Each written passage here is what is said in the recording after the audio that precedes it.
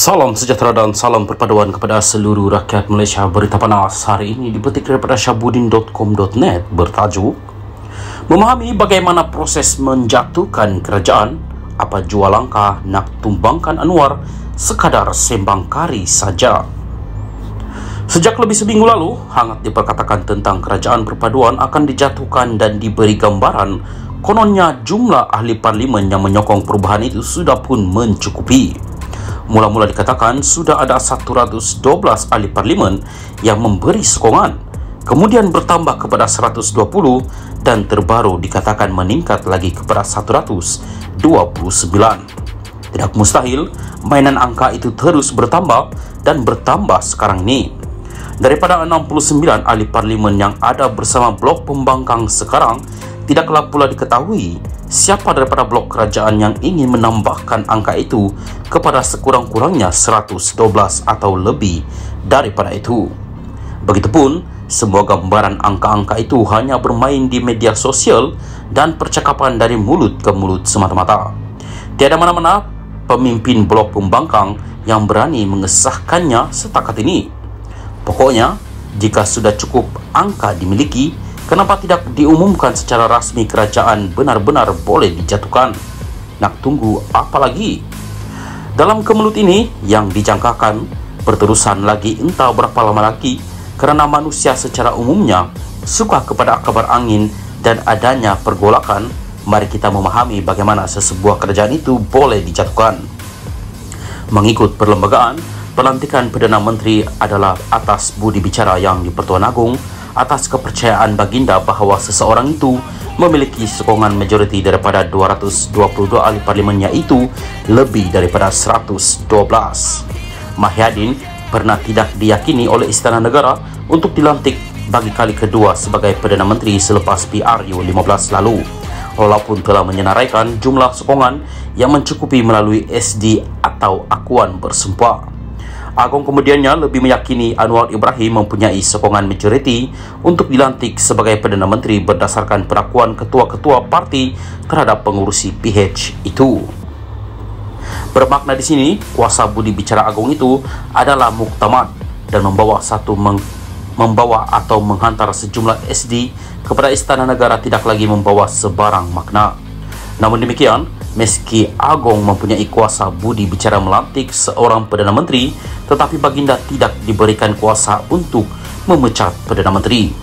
Perdana Menteri hanya boleh diganti setelah Perdana Menteri itu sendiri secara sukarela meletakkan jawatannya, dan perkara ini boleh dirujuk ketika Tun Mahathir Mohamad meletakkan jawatan pada 2020 dan Mahyadin juga berbuat demikian pada 2021.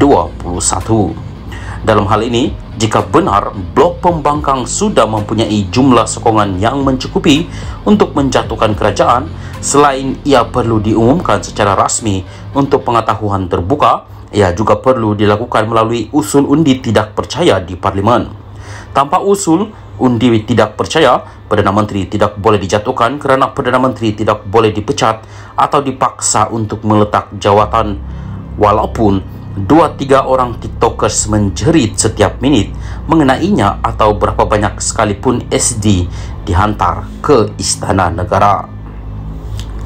Silap Tun Mahathir dan Mahyadin dulu ialah mereka cepat sangat meletakkan jawatan tanpa melakukan usaha lain untuk mengekalkan nikmat yang sedang disandang.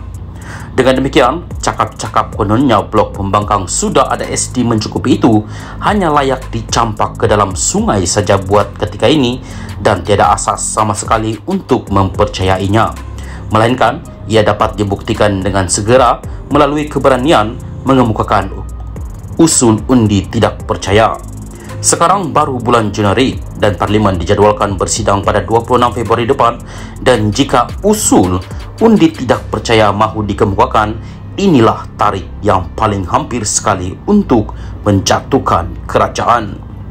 Dua isu di sini. Pertama, beranikah blok pembangkang melakukannya? Yang kedua, sesuatu usul yang hendak dibawa itu perlu memenuhi 3 syarat utama. Perkara tertentu berkepentingan ramai dan perlu disegerakan, dan dalam hal ini menjadi kuasa Speaker Parlimen membuat keputusan membenar atau menolaknya. Dengan 3 syarat tersebut, terutama syarat perlu disegerakan, senang cerita, speaker lebih daripada kuasa untuk menolak daripada membenarkan usul undi tidak percaya itu. Jadi, bagaimana nak jatuhkan Anwar dan menukar kerajaan? Anwar dengan slogan lawan tetap lawan yang sudah sebati dalam dirinya diyakini tidak akan mudah mengalah. Bahkan, tidak perlu melayan apa jua desakan tambahan lagi kerusi Perdana Menteri itu sendiri sudah diidamkannya selama lebih 25 tahun lamanya serta banyak ranjau terpaksa dilaluinya. Malah Anwar sebagai Perdana Menteri masih ada pilihan lain boleh dilakukan sebelum beliau mungkin dijatuhkan, yaitu dengan segera membubarkan parlimen, dan perkara ini pernah berlaku dalam kemelut politik Sabah sebelum ini. Apapun untuk lebih mendiamkan jiwa, lebih baik dianggap semua gegak gempit atau ada pelbagai langkah kononnya kerajaan akan jatuh itu sebagai sembang kari semata-mata. Ia terlalu jauh daripada mungkin menjadi kenyataan, dan detik paling munasabah untuk melakukan perubahan kerajaan ialah PRU 16 pada 2027 akan datang. Daripada asyik melayan telinga mendengar sembang kari tak ada titik sedemikian rupa, jauh lebih nikmat jika kita di waktu hujan begini, minta maaf, pergi melayan makan kari bersama kawan-kawan yang sehati, sejiwa. Syahbudin Hussein, 7 hari bulan 1 2023.